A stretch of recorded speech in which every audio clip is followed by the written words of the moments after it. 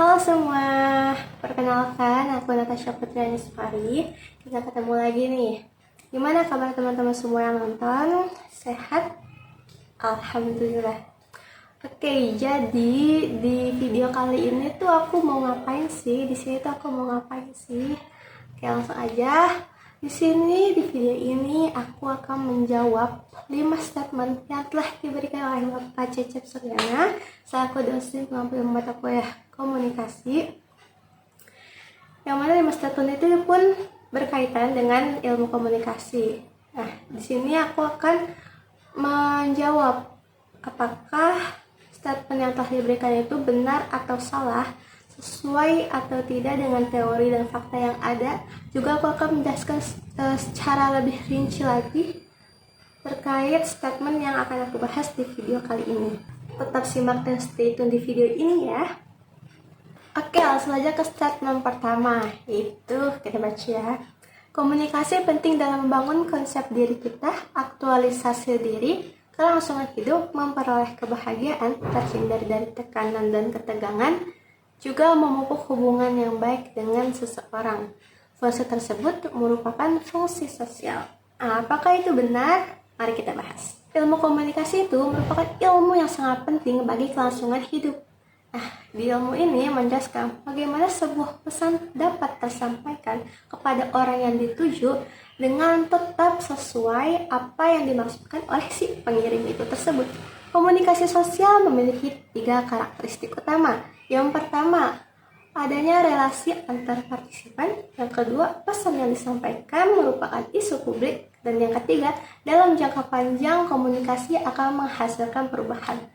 Oke, dari sini dapat ditarik kesimpulan kalau komunikasi sosial merupakan proses pertukaran pesan mengenai isu publik yang terjadi antara partisipan yang memiliki relasi sosial dan akan menghasilkan perubahan sosial. Nah, dalam konteks ini, komunikasi sosial dapat terjadi di dalam media apapun. Sampai sini, mengerti? Oke, balik ke topik awal, di pertanyaan yang awal.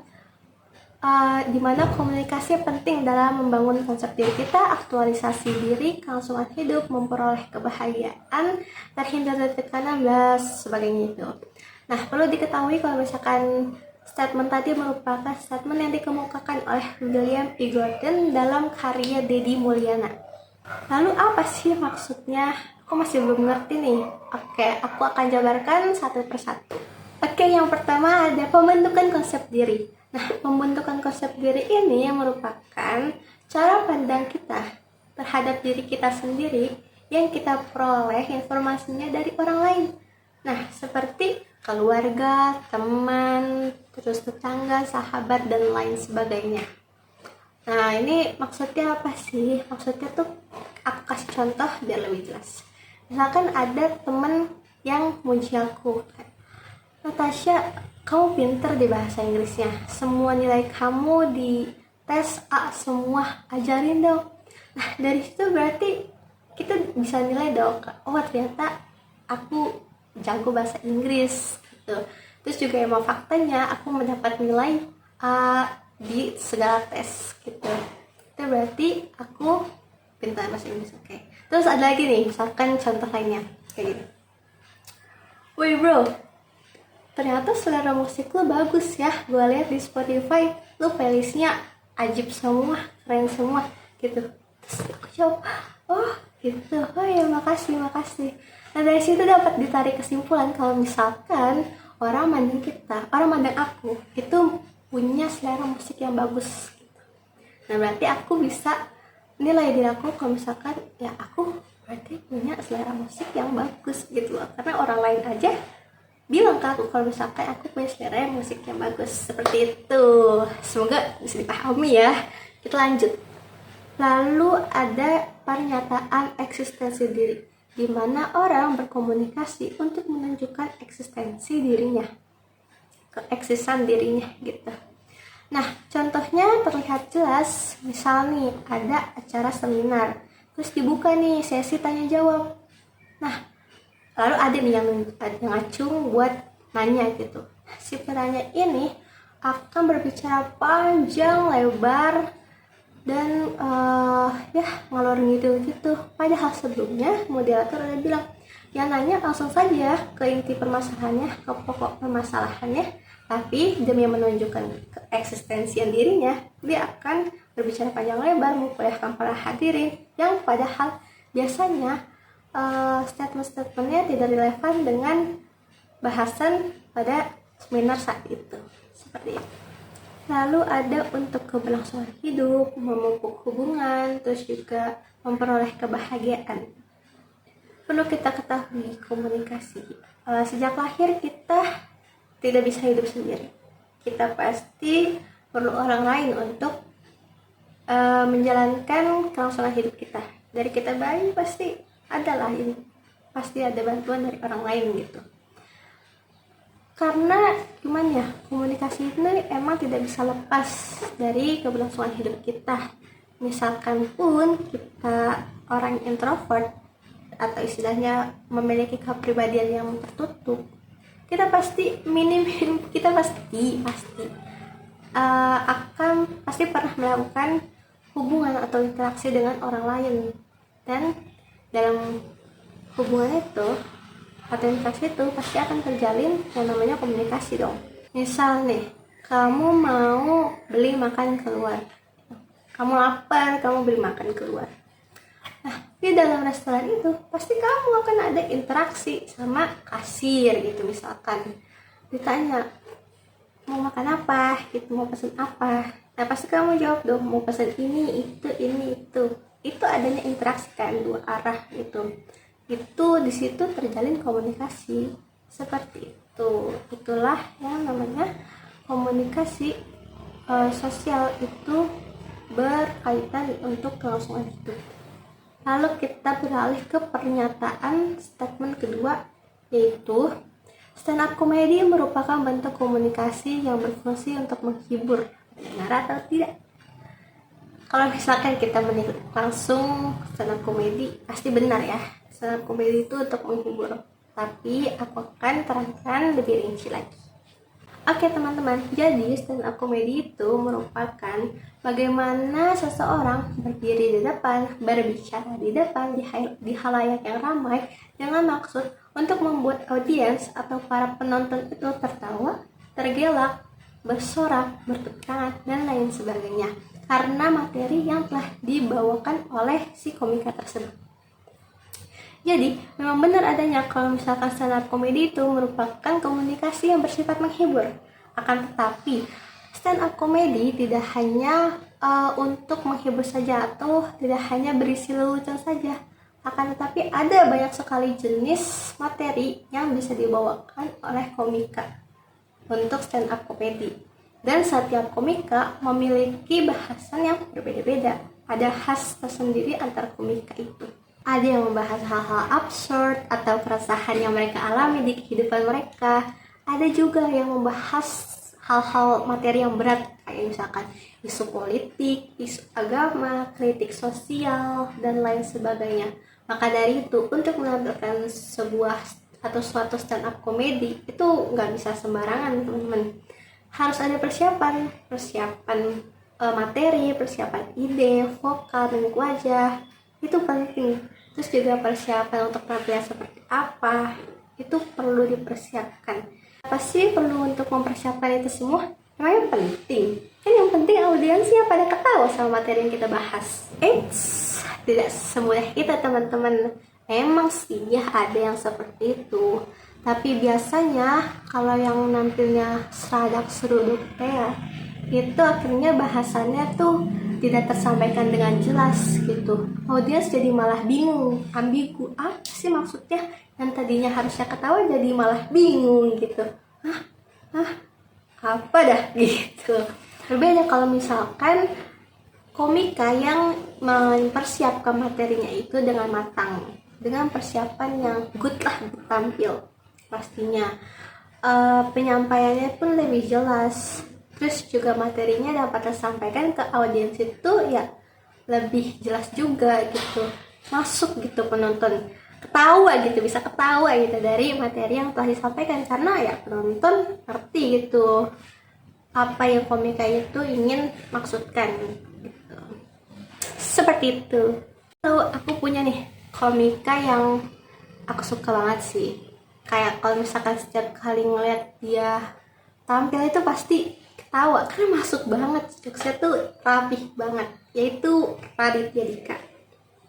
Dimana Raditya Dika ini tipe komika yang menampilkan atau membahas dalam stand up komedinya itu mengenai keresahan-keresahan yang ia alami di kehidupannya, lalu ia kemas sedemikian rupa sehingga menjadi materi stand up komedi yang menghibur.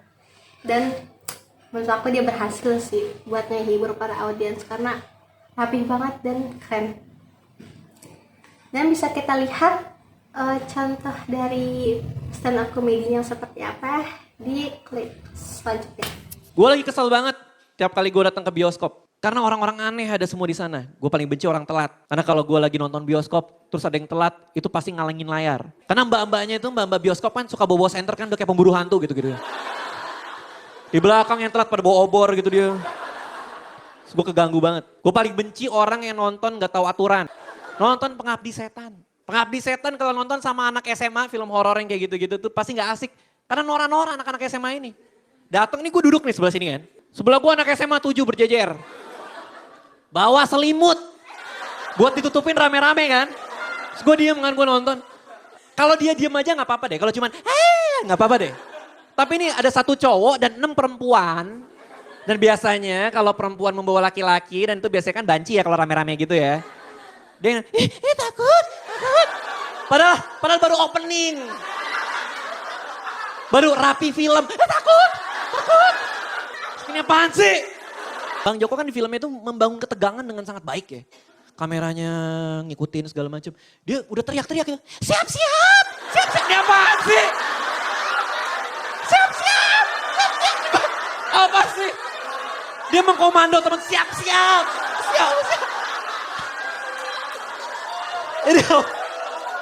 Ini kayak mau naik halilintar sama lo. Siap. Dan gue jadi tegang, gue juga pegangan sama dia. Iya. Aku bersamamu. Selamatkan aku dari film ini. Wahai banci yang baik. Oke, sekarang jadi tahu kan bagaimana sih komika yang menampilkan materi tentang keresahan-keresahan yang ia alami di kehidupannya. Seperti yang tadi itu. Terus kalau misalkan yang terkait dengan isu politik gimana? Emang bisa hal seserius isu politik atau isu agama itu dijadikan lawakan atau candaan? Bisa guys, bisa dong. Yang penting si komikanya itu mempersiapkan materinya dengan matang. Misalnya dengan mengobservasi terlebih dahulu materi yang ingin dibawakannya itu sesuai gak, relevan gak, sesuai fakta gak, hoax apa enggak. Nah, dan lain sebagainya. Nah, bisa kita lihat lebih jelas di video sebelah. Teman-teman, saya ini kuliah di Yogyakarta. Saya mengambil sebuah jurusan itu yang membuat saya seperti uji nyali begitu.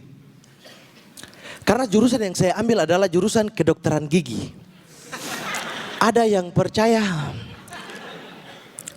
Ada yang bilang percaya tadi. Terima kasih banyak, tapi pulang dari sini tolong periksa mata ya.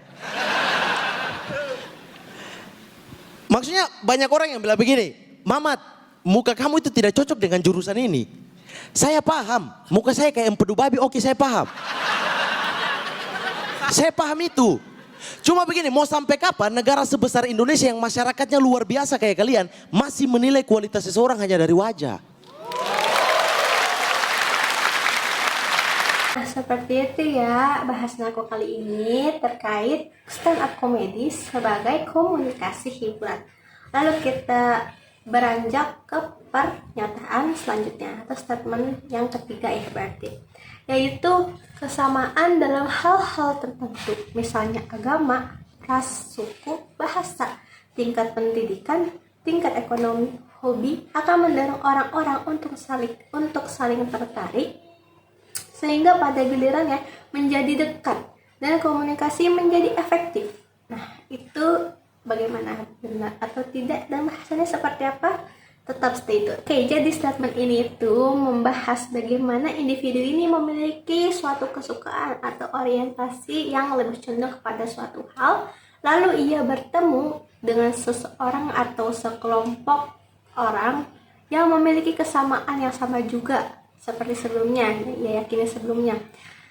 Lalu dari kesamaan itu terjalin nih ikatan yang lebih erat, jadi lebih dekat, terus lebih tertarik karena kesamaan yang mereka miliki. Untuk lebih jelasnya akan aku beri contoh. Oke, untuk contohnya, contoh penerapannya ini teh sebenarnya pengalaman aku sendiri. Biar kalian juga lebih mudah mencernanya gitu. Jadi aku kan suka Dewa 19 gitu. Nah terus aku kenalan nih, ketemu sama orang baru gitu kan, kita baru kenalan. Nah dikenali sama temen gitu kan, pas awal kenalan pasti kita canggung dong ya, paling kita cuma tanya jawab yang klise, yang kayak siapa namanya, asalnya dari mana gitu. Sampai kita tahu nih kalau misalkan kita sama-sama suka Dewa 19, itu band gitu kan, band Indonesia. Dari situ berarti kan kesamaan kita sama dong, yaitu suka musik Dewa, suka band Dewa 19. Dari situ barulah kita kayak merasa sefrekuensi, merasa sepemahaman. Mulai tuh cerita-cerita kayak, kamu suka lagu apa, kamu pertama suka kapan, lagu apa yang paling kamu suka, atau apapun itulah. Sampai pada di titik dia ngajakin buat kayak, ayo kapan-kapan kita ke konser Dewa 19 bareng. Nah berarti dapat disimpulkan kalau misalkan suatu hal yang kesamaan yang dimiliki oleh seseorang dengan seseorang lainnya itu bisa mempererat lagi, makin lebih tertarik gitu loh untuk seseorang dengan seseorang itu berinteraksi atau berkomunikasi. Nah seperti itu, semoga kalian paham ya apa yang saya maksudkan. Oke, kita lanjut ke statement selanjutnya, yaitu statement keempat, yaitu ada soal. Suatu hari ibu melihat piring kesayangannya pecah oleh ayah. Wow, ibu berkata, sayang, gitu. Lalu di keesokan harinya, ayah memberikan kejutan dengan menaruh amplop uang yang tebal dan buket bunga untuk ibu. Lalu ibu berkata, sayang. Nah, kata sayang yang ibu ucapkan merupakan satu kata, namun cara ibu mengungkapkannya membuat artinya menjadi beda.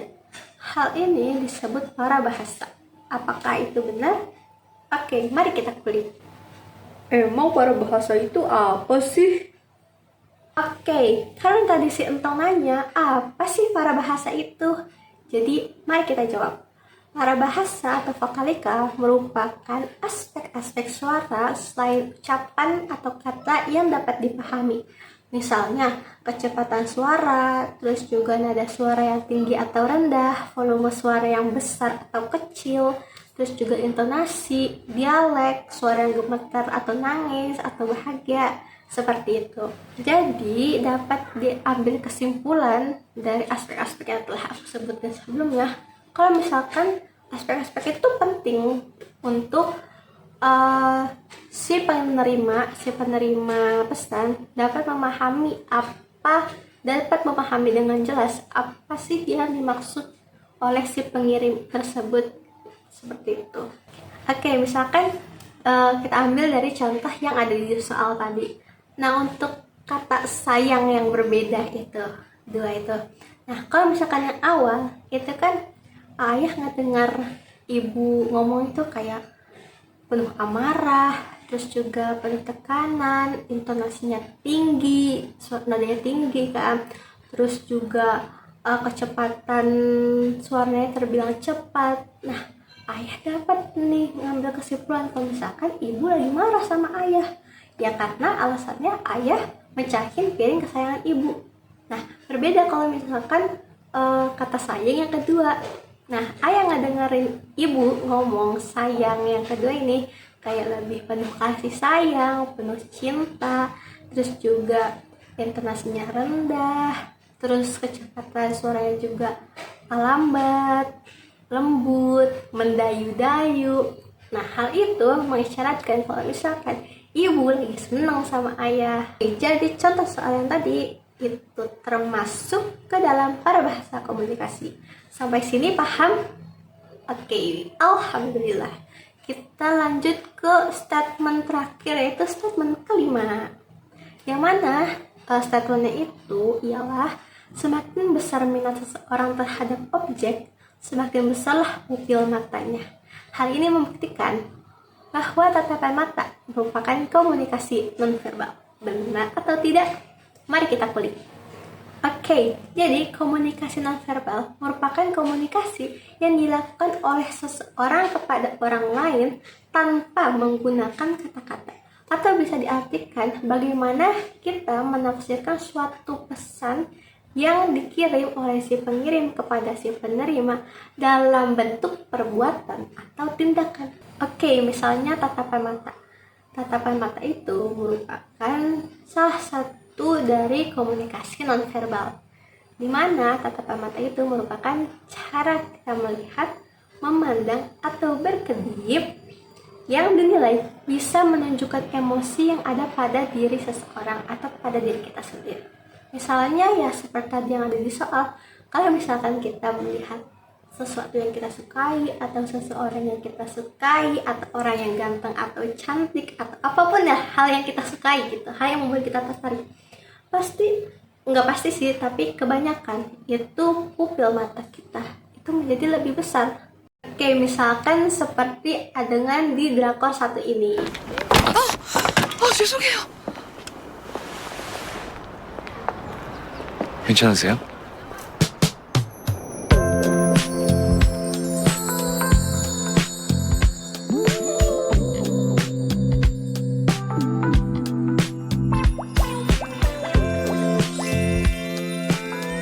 오 마이 갓. 나 잘생겼잖아. 뭐야, 이 완벽한 비주얼은? 찾았다, 내 사랑. Oke, kita lanjut. Jadi ngomongin tentang komunikasi nonverbal. Komunikasi nonverbal itu bukan hanya tentang tatapan mata saja, akan tetapi ada postur wajah, terus juga gestur, postur tubuh, juga sentuhan. Nah, yang pasti tatapan mata masuk ya dalam komunikasi nonverbal. Jadi kesimpulannya benar ya kalau misalkan tatapan mata merupakan termasuk dari komunikasi nonverbal. Oke, dari semua statement yang telah dibahas, kita dapat memahami bahwa komunikasi itu sangat penting bagi kehidupan kita, terutama dalam berkegiatan sosial. Dan dapat kita sadari pula kalau misalkan komunikasi itu sangat erat ya dengan kehidupan kita. Kayak kita tuh mau ngelakuin ini itu tuh pasti ada yang namanya komunikasi. Karena sejatinya komunikasi itu bukan hanya ilmu yang mempelajari bagaimana cara berbicara yang baik dan benar, tapi juga mempelajari bagaimana berinteraksi antara individu dengan individu lainnya maupun sekelompok orang yang vokal, yang verbal maupun non-verbal, juga langsung maupun tersirat. Terakhir ada quotes dari Jeff Ramirez di mana dia berkata, berkomunikasilah dengan hormat, baik juga benar. Jangan hanya memberitahu apa yang kamu inginkan, tapi juga jelaskan mengapa kamu perlu memberitahu hal tersebut kepada orang lain. Oke, segitu dulu dari aku. Semoga semua bahasan yang telah dibahas di video ini tuh dapat bermanfaat buat kalian, juga buat aku sendiri, terus juga dapat menjawab segala kebingungan kalian sebelumnya. Terakhir, terima kasih kepada teman-teman semua yang telah nonton sampai akhir. Juga terima kasih kepada Bapak yang telah menonton, Bapak Cecep Suryani yang telah menonton sampai habis. Semoga saya mendapat nilai A ya Pak. Amin ya rabbal alamin. Sekian, assalamualaikum warahmatullahi wabarakatuh. Sampai jumpa di kesempatan lainnya. Bye bye.